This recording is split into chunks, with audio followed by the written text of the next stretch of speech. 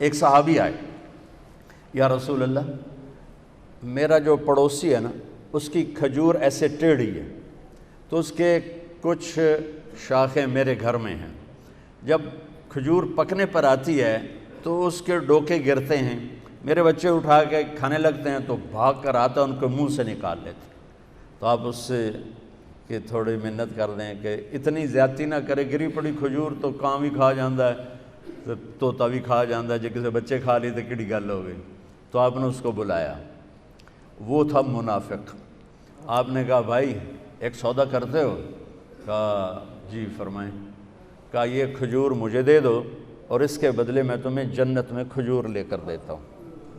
تو وہ کہنے لگا یا رسول اللہ اگر آپ کسی اور کھجور کا کہتے میں قربان کر دیتا، اصل میں یہ میرے بیوی کو بچوں کو بہت پسند ہے، میں معافی چاہتا ہوں، میں یہ نہیں دے سکتا ہوں۔ وہ تو بڑوا منافق آئی، اس سے گل کرنی آئی۔ وہاں ایک جان نثار بھی بیٹھے ہیں، ان کا نام ہے ابو الدحداح۔ کہتے یا رسول اللہ میں لے دوں تو سودا کر دو، اگر وہ کھجور میں آپ کو لے کے دے دوں تو مجھ سے آپ سودا کرتے ہیں؟ کہنے کہ ہاں تیرے نال کر رہا ہوں۔ تو وہ پہنچ گئے اس کے پیچھے، کہنے لگے میاں کھجور ویچنی ہے ہی؟ اس نے کہا جا جا میں اللہ دے نبی نے نہیں دیتی تینوں کدو دیواں؟ اس نے کہا میاں تو منہ ہو تو کچھ بول، کوئی قیمت تا لا۔ اس نے کہا میں ویچنی ہی نہیں۔ او بابا تو کوئی قیمت تا لا۔ اس نے جان چھڑانے کے لیے کہا اپنا باغ دے دے کھجور لے لے۔ ان کے باغ میں 700 کھجوریں تھیں اور یہ ایک کھجور کسی کو لے کے دینی ہے۔ تو یہ کہتے ہیں سودے سے پھرو گے تو نہیں؟ ملاحظہ فرمائیں 700 کھجوریں دے رہا ہے اپنی اور ایک کھجور لے کے کسی کو دے رہا ہے اور کہہ رہا ہے سودے سے پھرو گے تو نہیں؟ وہ کہنے لگا میں کوئی کملا، تو پھرے تو پھرے میں کیوں پھرا، میرے تو پنجے گئے ہوتے سر کڑائی۔ اس نے کہا ڈن ہو گیا اور دوڑ لگائی، یا رسول اللہ یا رسول اللہ میں نے سودا کر دیا، میں نے سودا کر دیا۔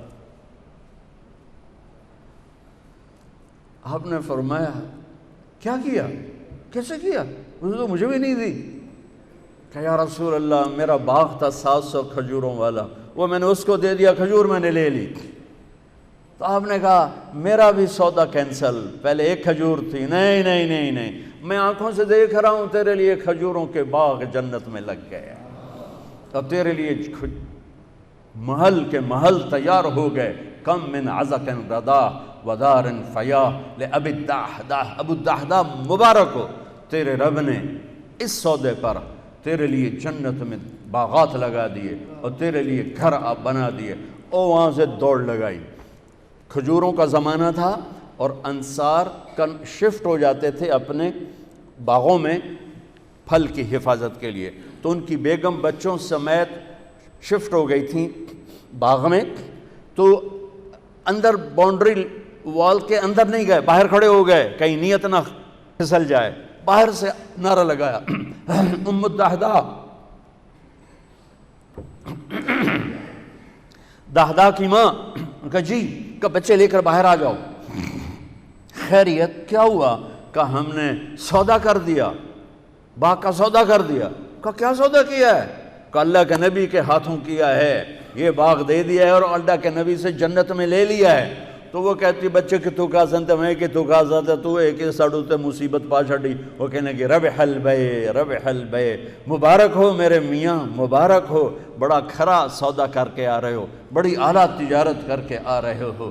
فلا وربک لا یؤمنون حتی یحکموک فیما شجر بینہم ثم لا یجدوا فی انفسہم حرجا مما قضیت ویسلموا تسلیما۔ سر جھکانا پڑے گا، کٹانا پڑا تو کٹانا پڑے گا، چھوڑنا پڑا تو چھوڑنا پڑے گا۔ اللہ اس کے رسول کو پانے کے بعد ہر مصیبت آسان ہے، ہر نقصان نفع ہے، نفع بھی نفع ہے، نقصان بھی نفع ہے۔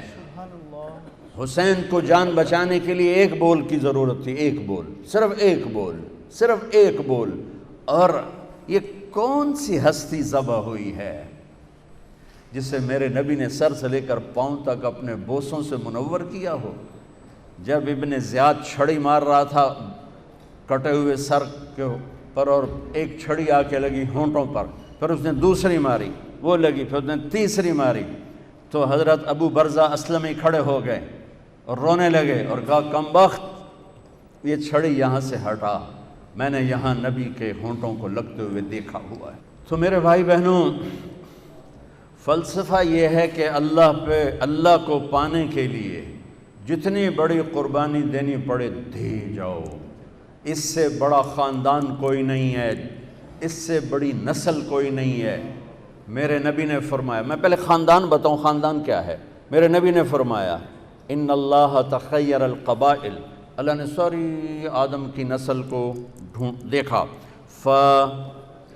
فاختار العرب، اللہ نے اس میں سے عربوں کو چھانٹا، ثم تخیر العرب، پھر عربوں کی چھانٹی کی، فاختار مدر، پھر اس میں سے مدر کو چھانٹا، ثم تخیر مدر، پھر مدر ایک آپ کے پردادوں میں ہے، اس کی اولاد کو چھانٹا اور اس میں سے قریش کو نکالا، ثم تخیر قریش، پھر قریش کی چھانٹی کی اور اس میں سے ہاشم کو نکالا، ثم تخیر ہاشم، پھر ہاشم کی نسل کو چھانٹا، فاختارنی، پھر اللہ نے میرا انتخاب کیا، انا خیرکم ابا و نفسا، مجھ سے عالی خاندان کوئی نہیں، مجھ سے عالی نسب کوئی نہیں ہے، سب سے اعلیٰ نسب، سب سے عالی خاندان۔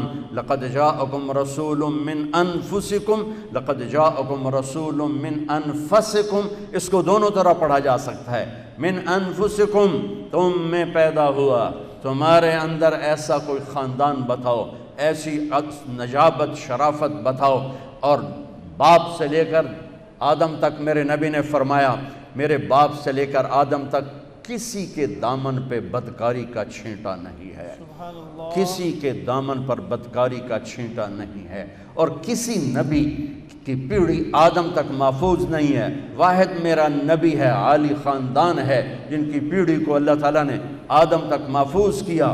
محمد بن عبداللہ، سنو میں آپ کو پیڑھی سنا رہا ہوں، محمد بن عبداللہ بن عبد المطلب بن ہاشم بن عبد مناف بن قصی بن کلاب بن مرہ بن کعب بن لوی بن غالب بن فہر بن مالک بن نضر بن کنانہ بن خزیمہ بن مدرکہ بن الیاس بن مدر بن نزار بن معد بن عدنان بن اود بن حمیسہ بن سلامان بن عوس بن بوز بن قموال بن ابی بن عوام بن ناشد بن حزا بن بلداس بن یدلاف بن طابخ بن جاحم بن ناحش بن ماخی بن عیفی بن عبقر بن عبید بن الدعاء بن حمدان بن سنبر بن یثربی بن یحزن بن یلحن بن ارعوہ بن عیدی بن زیشان بن عیسر بن اغناد بن ایہام بن مقصر بن ناحث بن زارع بن سمی بن مزی بن عوض بن عرام بن قیدار بن اسماعیل بن ابراہیم بن آدر بن ناحور بن سروج بن رعو بن فائل بن عابر بن ارفقشاد بن سام بن نوح بن لامک